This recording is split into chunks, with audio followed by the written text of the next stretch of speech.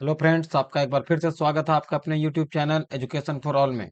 तो हम लोग जो है सो इस बार जीव विज्ञान से यानी कि बायोलॉजी से संबंधित जितने भी इंपॉर्टेंट प्रश्न होंगे उसे करेंगे, जो कि आने वाले सभी एग्जाम्स के लिए काफी महत्वपूर्ण होंगे। ठीक है, तो चलिए आज के सेशन की शुरुआत करते हैं आज के पहले प्रश्न के साथ। देखिए, आज का हमारा पहला प्रश्न है, कोशिका की खोज किसने की थी? कोशिका मतलब सेल की जो खोज है वो किसने की थी? तो वो था रॉबर्ट हुक ने। आपसे पूछेगा कब किया था, तो ये जो 1665 ईस्वी में किया था। लेकिन आपसे एक सवाल और पूछा जा सकता है कि जीवित कोशिका की खोज किसने की थी? तो वो था एंटोन वॉन लिविनहाक। ठीक है, एंटोन वॉन लिविनहाक। और इन्होंने कब किया था? तो इन्होंने 1674 ईस्वी में खोज किया था। ठीक है, चलते हैं अगले प्रश्न की ओर। देखिए, सबसे छोटी कोशिका किसकी होती है? तो जो सबसे छोटी कोशिका है वो होती है आपको माइकोप्लाज्मा की। और माइकोप्लाज्मा क्या है? एक तरह का बैक्टीरिया है, जीवाणु है। और अगर पूछेगा कि सबसे बड़ी कोशिका किसकी होती है, तो सबसे बड़ी जो कोशिका होती है वो ऑस्ट्रिच एग का होता है।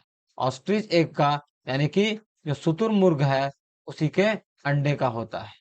ठीक है, अगला प्रश्न है। देखिए, प्रोटीन की फैक्ट्री किसे कहा जाता है? तो जो प्रोटीन की फैक्ट्री है वो राइबोसोम को कहा जाता है। फिर आपसे पूछेगा आत्महत्या की थैली। आत्महत्या की थैली, तो आत्महत्या की थैली की बात करें तो ये आपका लाइसोसोम को कहा जाता है, लाइसोसोम को। और अगर आपसे पूछेगा कि कोशिका का जो ऊर्जा गृह है, ऊर्जा गृह यानी कि पावर हाउस आपको कहेगा, पावर हाउस में हमेशा याद रखिएगा कि ये कौन सा है? तो यह है माइटोकॉन्ड्रिया, माइटोकॉन्ड्रिया। ठीक है, अगला प्रश्न है, मनुष्य में कितने जोड़े क्रोमोसोम होते हैं? तो मनुष्य में जो है कुल मिलाकर के 23 जोड़े होते हैं। अगर हम मेल की बात करें तो मेल में जो है तो कितने होते हैं? 22 जोड़े, यानी कि 22 जोड़े प्लस एक जोड़ा, या आप कह सकते हैं कि 44 प्लस एक्स वाई। और फीमेल में कितने होते हैं? फीमेल में भी इतने ही होते हैं, क्योंकि उसमें 44 प्लस एक्स और एक्स। इसलिए आपसे ये सवाल भी पूछा जाएगा कि किसी बच्चे का जो लिंग निर्धारण है वो किस पर निर्भर करता है? तो वो जो है फादर के क्रोमोसोम्स के ऊपर निर्भर करता है। अगला प्रश्न है, देखिए, आरएनए का फुल फॉर्म क्या होता है? आरएनए का फुल फॉर्म होता है राइबो न्यूक्लिक एसिड। लेकिन इसी के साथ आपको ये भी पूछा जा सकता है कि डीएनए का फुल फॉर्म क्या होता है? तो ये होता है deoxy ribo nucleic acid, deoxy ribo nucleic acid. ठीक है, अगला प्रश्न है हमारा। देखिए, सबसे बड़ा जो पुष्प है यानी कि जो सबसे बड़ा आपका फ्लावर है वो उसका क्या नाम है? उसका नाम है रेपलोसिया। और अगर आपसे पूछेगा कि सबसे जो छोटा पुष्प है, सबसे छोटा पुष्प है उसका क्या नाम है? इसका नाम है बुल्फिया। ठीक है, तो बड़ा और छोटा दोनों याद रखिएगा, बड़ा रेपलोसिया और छोटा बुल्फिया। अगला प्रश्न है, सबसे छोटा जो बीज होता है वो किसका होता है? तो सबसे छोटा जो बीज होता है वो आर्किड का होता है। और अगर सबसे बड़ा बीज आपसे पूछता, सबसे बड़ा बीज अगर आपसे पूछता तो वो किसका होता? तो वो होता है लेडोसिया का। ठीक है, दोनों याद रखिएगा, सबसे छोटा और सबसे बड़ा। अगला प्रश्न है हमारा, डीएनए का जो डबल हेलिक्स मॉडल था वो किसने दिया था? तो ये जो है सो आपको वाटसन व क्रिक ने दिया था। ठीक है, अगला प्रश्न है, आरबीसी और डब्ल्यूबीसी का निर्माण कहाँ होता है? आरबीसी और डब्ल्यूबीसी का निर्माण जो है वो आपका अस्थि मज्जा में होता है। इसको इंग्लिश में हम लोग जो है बोन मैरो भी कहते हैं। ठीक है, और अगर पूछेगा कि इसका कब्रगाह कहाँ है, यानी कि इसका जो डेथ है वो कहाँ पे होता है, तो वो आपका होता है पलिया में। इसको हम लोग इंग्लिश में स्प्लीन भी कहते हैं। कब्रगाह मतलब, कब्रगाह का मतलब होता है ग्रेवयार्ड। ग्रेवयार्ड या मतलब जहां इसको दफनाया जाता है, यानी कि जहां इसका डेथ होता है। अगला प्रश्न है, एक बार रक्त संचरण पूरे शरीर में कितना समय लगता है? यानी कि एक बार ब्लड जो है पूरा शरीर में घूमने में इसे कितना समय लगता है? तो वह 23 सेकेंड, यानी हर एक 23 सेकेंड में हमारा ब्लड जो सो पूरा शरीर में घूम जाता है। अगला प्रश्न है, देखिए, रक्त समूह की खोज किसने की थी? तो जो रक्त समूह है, ब्लड ग्रुप है, रक्त समूह मतलब ब्लड ग्रुप। ठीक है, तो ब्लड ग्रुप का जो खोज है वो किसने किया था? तो वो है कार्ल, कार्ल नहीं, कार्ल लैंडस्टेनर ने किया था इसका खोज। ठीक है, अब अगर बात करता है कि रक्त परिसंचरण तंत्र की, रक्त परिसंचरण तंत्र की जो खोज है वो किसने किया था, तो वो जो है इसका सही आंसर है विलियम हार्वे। ठीक है, अगर ब्लड ग्रुप की बात करें तो कुल मिलाकर के ए बी, ए बी और ओ, चार तरह के ब्लड ग्रुप होते हैं, और इसमें से जो ओ नेगेटिव होता है वो क्या होता है, सर्वदाता, यानी इसका ब्लड जो है सो किसी को भी दिया जा सकता है, यूनिवर्सल डोनर होगा। और ए बी जो है वो क्या होता है, सर्वग्राही, सर्वग्राही यानी यह किसी का भी ब्लड को ले सकता है। अगला प्रश्न है, रक्त का पीएच कितना होता है, यानी कि जो हमारा ब्लड है, ब्लड का पीएच कितना होता है, तो ये होता है 7.5 7.4। याद रखिएगा कि अगर किसी का जो पीएच वैल्यू है वो अगर 7 से ज्यादा है अगर पीएच वैल्यू, तो इसका मतलब वो कैसा नेचर का होता है, बेसिक नेचर का। अगर 7 से कम है अगर किसी का पीएच वैल्यू, तो वो होता है एसिडिक नेचर का। और अगर 7 के बराबर होता है पीएच वैल्यू, तो वो होता है न्यूट्रल। ठीक है, तो ये जो है सो ब्लड जो है सो क्या है, स्लाइटली बेसिक, स्लाइटली बेसिक, यानी कि थोड़ा सा जो सो इसमें बेसिक कैरेक्टर्स होता है। उसके बाद हमारा अगला प्रश्न है, देखिए पाचन की क्रिया कहाँ से शुरू होती है, तो हमारा जो पाचन की क्रिया है वो मुख से शुरू होती है, यानी कि माउथ से शुरू होती है। और इंड कहाँ पे होता है, तो इंड हमारा जो सो वो हो जाता है आपका स्मॉल इंटेस्टाइन में, स्मॉल इंटेस्टाइन, यानी कि जिसको हम लोग कहते हैं छोटी आंत। ठीक है, अगला प्रश्न हमारा देखिए, 24 घंटे में मनुष्य लगभग कितना मूत्र उत्सर्जित करता है। उत्सर्जन का मतलब होता है एक्सक्रेशन, यानी कि एक्सक्रेशन का मतलब होता है रिमूवल। तो कहता है कि हमारे शरीर से कितना जो है सो मूत्र यानी कि जो यूरिन होता है वो बाहर निकलता है, तो 24 घंटे में 1.5 लीटर, या इसी को आपको रह सकता है 1500 ml। तो इतना जो है सो हमारे बॉडी से मूत्र का विसर्जन होता है या मूत्र उत्सर्जित होता है हमारे शरीर के अंदर से 24 घंटे में। ठीक है, और मूत्र में जो है सो कहता है कि इसमें जो गंध होता है, अगर गंध को कम करना है तो आपको जो है सो पानी ज्यादा से ज्यादा पीना होगा, पानी ज्यादा से ज्यादा पीना होगा। ठीक है, इतना बात आप याद रखिएगा। और ये जो मूत्र में जो गंध होता है वो जनरली आपके डिहाइड्रेशन के कारण होता है। अगर आप पानी कम पीते हैं तो पक्का है कि आपका जो मूत्र है वो जो है ज्यादा गंध करेगा, और इसमें यूरिया पाया जाता है।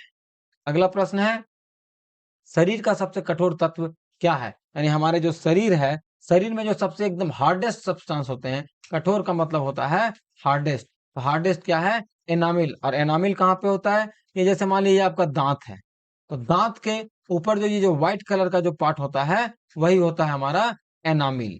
ठीक है, तो वो सबसे कठोर तत्व यानी कि सबसे हार्ड होता है। अगला प्रश्न है, केल्विन में मानव शरीर का तापमान कितना होता है, यानी कि जो सामान्य तापमान है, नॉर्मल टेम्परेचर है, वो केल्विन में कितना होता है, तो 210 310 केल्विन होता है। और अगर पूछेगा डिग्री फ़ारेनहाइट में कितना होता है, तो 98.6 डिग्री फ़ारेनहाइट। और अगर आपको सेल्सियस में पूछेगा तो 30 डिग्री सेल्सियस होता है। ठीक है, याद रखिएगा कि अगर डिग्री सेल्सियस में 273 ऐड कर देते हैं तो आपका केल्विन निकल जाता है, इसीलिए 37 में 273 ऐड किए तो 310 केल्विन हो जाता है। अगला प्रश्न है, एआईडीएस यानी कि एड्स में डी का क्या अर्थ है। एड्स देखिए एक बीमारी है, और इसमें डी का जो अर्थ है वो क्या कहता है कि डेफिशिएंसी है। अब देखिए एड्स का फुल फॉर्म आपसे पूछा जा सकता है, तो एड्स का फुल फॉर्म क्या है, ए से एक्वायर्ड इम्यूनो डेफिशिएंसी और सिंड्रोम, तो ये आपका जो सो एड्स का फुल फॉर्म है। और इसमें डी का मतलब पूछे, आई का मतलब पूछे, किसी का ही मतलब पूछे, तो जो सो आपको जो सो यहाँ पे मिल जाएगा।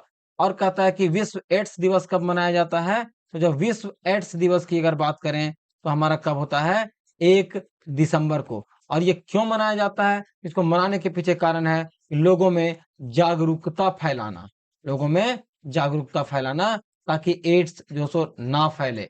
और कहता है कि एड्स का अभी तक जो सो कोई इलाज नहीं निकला है, इलाज नहीं है, अगर किसी को एड्स हो गया तो उसकी डेथ निश्चित है। अगला प्रश्न है, किस रोग के कारण रक्त का थक्का नहीं बनता, यानी कौन सी ऐसी बीमारी होती है इसके कारण जो सो रक्त का थक्का नहीं बनता है, तो उस बीमारी का नाम है हेमोफीलिया। और अगर आपसे ये सवाल पूछता कि कौन सा विटामिन है जिसकी कमी से जो सो रक्त का थक्का नहीं बनता है, तो याद रखिएगा, अगर आपके शरीर में विटामिन के की कमी है तो आपके शरीर में जो सो रक्त का थक्का नहीं बनता है। तो आप ध्यान रखिएगा, पूछा क्या क्वेश्चन है। अगर रोग पूछेगा तो आपको हीमोफीलिया के साथ जाना होगा, और अगर आपको विटामिन पूछता है तो विटामिन के कारण जो सो ऐसा होता है। अगला प्रश्न है, मनुष्य के मस्तिष्क, मस्तिष्क का मतलब जो हमारा ब्रेन होता है, इस ब्रेन का वेट कितना होता है, तो ये होता है 1350 ग्राम। लेकिन अगर आपसे पूछेगा कि मनुष्य का जो हृदय होता है, हृदय अर्थात जो हार्ट होता है, वो हार्ट का वजन कितना है, तो ये लगभग आपको 300 ग्राम होता है, एक मानव शरीर का हृदय यानी कि हार्ट। अगला प्रश्न है, देखिए, मनुष्य की लार में कौन सा एंजाइम पाया जाता है, तो मनुष्य की लार में जो है सो वो टाइलिन एंजाइम पाया जाता है। अब एंजाइम क्या होता है, एंजाइम एक तरह का जो सो आपका कैटालिस्ट होता है, जो क्या करता है, डाइजेशन वगैरह में मदद करता है। ठीक है, यानी कि या एंजाइम जो है सो ये क्या करता है, रेट ऑफ रिएक्शन को क्या करता है, फास्ट कर देता है, रेट ऑफ रिएक्शन को फास्ट कर देगा। अगला प्रश्न है हमारा, देखिए, विटामिन की खोज किसने की, तो विटामिन की जो खोज है वो किसने की थी, तो विटामिन की खोज जो सो फंक ने की थी। और कुल मिलाकर के आपको 5 तरह के विटामिन मिलेंगे, ए, बी, सी, डी, ई, के, कितना हो गए, देखिए 6 तरह के विटामिन हो गए। और 6 तरह में कहता है कि जो विटामिन बी है और विटामिन सी है, तो ये दोनों जो विटामिन है उसको हम लोग बोलते हैं water soluble vitamin, water soluble vitamin. और वाटर सॉल्युबल विटामिन क्यों बोलते, मतलब क्यों बोलते हैं, क्योंकि ये जो दोनों विटामिन है वो पानी में घुलनशील होता है, वाटर में डिसॉल्व हो जाता है। लेकिन ये जो है विटामिन ए, डी, ई और के, ये चारों के चारों विटामिन क्या है, इसको हम लोग बोलते हैं फैट सॉल्युबल विटामिन, यानी कि ये जो सो वसा में घुलनशील है। ठीक है, और इसकी खोज फंक ने की थी। अगला प्रश्न है, शरीर के अंदर किस प्रोटीन के कारण रक्त का थक्का नहीं बनता, तो देखिए पीछे हमने पूछा था कि जो सो किस बीमारी के कारण, तो बीमारी का नाम जो सो हम लोग देखे, यहाँ पे आपसे पूछा गया है कि कौन सा प्रोटीन के कारण, तो इसका प्रोटीन है हिपैरिन। यानी कि अगर हिपैरिन की कमी हो जाती है आपके शरीर में, अगर हिपैरिन नहीं रहता है तो आपके शरीर में क्या होगा, रक्त का थक्का नहीं जमेगा। ठीक है, और जैसे अगर मान लिया किसी का एक्सीडेंट हो जाता है, तो एक्सीडेंट के टाइम में क्या होगा, उसका बॉडी से ब्लड निकलते रहेगा। अगला प्रश्न है, देखिए, ब्लड बैंक में रक्त को कितना ताप पर सुरक्षित रखा जाता है, यानी जब आप ब्लड बैंक जाते हैं तो वहां जो ब्लड को स्टोर करके रखा जाता है वो कितना ताप पे रखा जाता है, तो वो है आपका 40 या 0 डिग्री फ़ारेनहाइट, या आप सिंपली कह सकते हैं तो 40 डिग्री फ़ारेनहाइट पे जो सो इसको रखा जाता है। अगर यही टेम्परेचर को आपसे पूछेगा कि नहीं आप हमें डिग्री सेल्सियस में बताइए, तो 40 डिग्री फ़ारेनहाइट को जो सो हम लोग 4.44 डिग्री सेल्सियस कहते हैं। या इसी को जो है अगर आप केल्विन में बोलिएगा तो 277.44 डिग्री जो सो डिग्री नहीं होता है, ये केल्विन होता है। ठीक है, केल्विन वाला स्केल में ये आपका डिग्री का यूज नहीं करते हैं, बाकी आपका सेल्सियस में है, फ़ारेनहाइट में है, तो हम वहां पे डिग्री बोलते हैं। अगला प्रश्न है, प्रकाश संश्लेषण की क्रिया सबसे तेज किस रंग के प्रकाश में होता है, यानी कि देखिए सनलाइट में तो होता है, ये आप पढ़े थे, लेकिन कहता है कि सबसे जो तेज होता है तो प्रकाश संश्लेषण की प्रक्रिया वो किस रंग में होता है, तो वो आपका लाल रंग में है, यानी कि रेड कलर में। ठीक है, और अगर पूछेगा कि सबसे अगर कम जो है वो आपका किस में होता है, ठीक है, यहाँ पे सबसे तेज पूछा था तो लाल रंग हुआ, और सबसे कम अगर पूछेगा तो ये होता है हरा रंग में, यानी कि आपका ग्रीन कलर में। ठीक है, अगला प्रश्न है, देखिए, कच्चे फलों को कृत्रिम ढंग से पकाने के लिए कौन सा गैस प्रयोग किया जाता है, यानी कि जैसे आपके घर में भी आम का सीजन है, अगर वो कच्चा है तो उसको आप पकाना चाहते हैं तो कौन सा गैस का इस्तेमाल कीजिएगा, तो वो होता है एसिटलीन गैस। ठीक है, एसिटलीन गैस को हम लोग एथिलीन भी बोलते हैं, क्या बोलते हैं, एथिलीन भी बोलते हैं। और इसका जो केमिकल फॉर्मूला होता है या केमिकल नेम होता है वो होता है कैल्शियम कार्बाइड। कैल्शियम कार्बाइड, ठीक है, जिसको हम लोग शुद्ध देहाती भाषा में क्या बोलते हैं, कार्बेट लेकर के आए थे और कार्बेट से अपना अपना जो फल है उसको पकाए थे। अगला प्रश्न है, मानव शरीर में सबसे अधिक तंत्रिका कोशिका कहाँ होती है? तंत्रिका कोशिका का मतलब हुआ जो आपका न्यूरॉन होता है वो आपका कहाँ पे होता है, तो वो आपके मस्तिष्क में होता है, ठीक है। और आपसे एक सवाल और पूछेगा कि जो तंत्रिका कोशिका है उसकी लंबाई कितनी होती है? याद रखिएगा इसकी जो लंबाई है वो कितना होता है, 90 सेंटीमीटर, यानी कि 1 मीटर से 10 सेंटीमीटर कम होता है। अगला प्रश्न है, एटीपी का निर्माण कहाँ पे होता है? तो एटीपी का निर्माण जो है आपको माइटोकॉन्ड्रिया में होता है। इसका सही आंसर है माइटोकॉन्ड्रिया। अब आपसे पूछेगा एटीपी का फुल फॉर्म, या पूछेगा एडीबी का फुल फॉर्म या एटीपी का फुल फॉर्म। तो देखिए, एटीपी का मतलब होता है adenosine try phosphate, adenosine try phosphate. और अगर एडीपी पूछे तो हम क्या बोलेंगे, एडिनोसाइन डी से डाई फॉस्फेट, PHOS PHAT। तो इतना आपको याद रखना है इस क्वेश्चन में। अगला प्रश्न है, सर्वप्रथम वैक्सीन शब्द का प्रयोग किसने किया था? कि जो वैक्सीन हम लोग अभी इस्तेमाल करते हैं बहुत सारे बीमारियों से लड़ने के लिए, तो वो वैक्सीन शब्द सबसे पहले किसने दिया था? तो ये दिया था आपको एडवर्ड जेनर ने।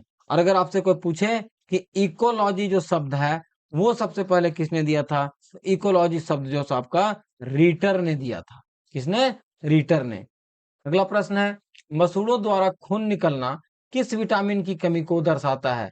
तो कहता है अगर आप मुंह धोते हैं और उस समय आपके मसूड़े से खून निकलता है तो वो क्या हो गया, विटामिन सी की कमी के कारण। तो इसके लिए आपको क्या करना होगा, तो विटामिन सी जो जिससे मिलता है, इस सोर्स से मिलता है, उसको आपको ज्यादा से ज्यादा इस्तेमाल करना होगा, तो आपके मसूड़े से खून नहीं निकलेगा। विटामिन सी किस में पाया जाता है? तो ये आपके जितने भी खट्टे फल होते हैं वो सब में जो सो विटामिन सी पाया जाता है।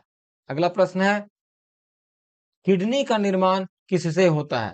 यानी कि जैसे हमारे बॉडी का जो बेसिक यूनिट होता है वो हमारा क्या होता है, सेल होता है। तो उसी तरह से नेफ्रॉन जो है वो किडनी का बेसिक यूनिट है, यानी बहुत सारे नेफ्रॉन मिलकर के जो किडनी का निर्माण किए हैं, ठीक है। और किडनी का मेन काम क्या होता है, कि इसका काम होता है प्यूरिफाई करना ब्लड को प्यूरिफाई करना इसका मेन काम है। और जो हमारा शरीर है, शरीर में कहता है कि एसिड है या आपका जो है सो बेस है, उसका जो अमाउंट है उसको जो सो इक्वलाइज करना। अगला प्रश्न है, भारत में प्रथम परखनली शिशु का नाम क्या था? तो भारत में जो प्रथम परखनली शिशु था उसका नाम था इंदिरा, ठीक है। पहला शिशु का नाम इंदिरा था। और इसका जन्म कब हुआ था, ये पहली बार कब हुई थी? तो ये था 6 अप्रैल 1986 को। और कहाँ पे हुआ था? तो ये हुआ था मुंबई में, ठीक है। और अगर आपसे पूछेगा एक सवाल कि विश्व में प्रथम कौन थी, तो विश्व में जो प्रथम है उसका नाम आपसे पूछा गया है, तो उसका नाम है लुई ब्राउन। क्या नाम है इसका? लुई ब्राउन, ठीक है। और विश्व में जो प्रथम हुई थी लुई ब्राउन, ये कब हुई थी? तो याद रखिएगा ये आपका 28 जुलाई 1978 को हुआ था। अगला प्रश्न जो है, देखिए, कौन ज्यादा दिन तक जीवित रहने वाला पक्षी है? यानी सबसे ज्यादा दिन तक कौन पक्षी जीवित रहता है? उसका सही आंसर है आपका शुतुरमुर्ग। यानी इसका जो सो उम्र अगर आपसे पूछेगा कि कितना साल जिंदा रहता है, तो लगभग 40 से 50 साल तक इसका जो सो जीवन काल होता है एक शुतुरमुर्ग का। अगला प्रश्न देखिए, आपातकालीन ग्रंथि किसे कहा जाता है? तो आपातकालीन जो है एडिनल नहीं, एड्रिनल ग्रंथि को जो सो आपातकालीन ग्रंथि कहा जाता है, ठीक है। और अगर आपसे पूछता कि मास्टर ग्रंथि किसको कहा जाता है, तो मास्टर ग्लैंड किसको कहा जाता है? तो मास्टर ग्लैंड जो सो आपका पिट्यूटरी को कहा जाता है, ठीक है। और आपसे ये भी पूछेगा कि आपातकालीन ग्रंथि में क्या मतलब हुआ, इससे आप क्या समझे? तो कहता है कि जैसे मान लीजिए कि आप कहीं भाग रहे हैं या अचानक से कुत्ता आपको दौड़ाने लगे, तो उस समय क्या होगा, आपके अंदर जो हार्मोन रिलीज होगा, जो इमरजेंसी सिचुएशन में काम करेगा, वो है आपका एड्रिनल। एड्रिनल ग्लैंड से जो सो आपका निकलेगा। देखिए, गाय का दूध किसके कारण पीला होता है? गाय का दूध जनरली क्या होता है? पीला कलर का होता है। और ये क्यों होता है? तो ये कहता है कि कैरोटीन के कारण जो सो गाय का दूध का रंग जो सो आपका कैसा होता है? पीला होता है। ठीक है?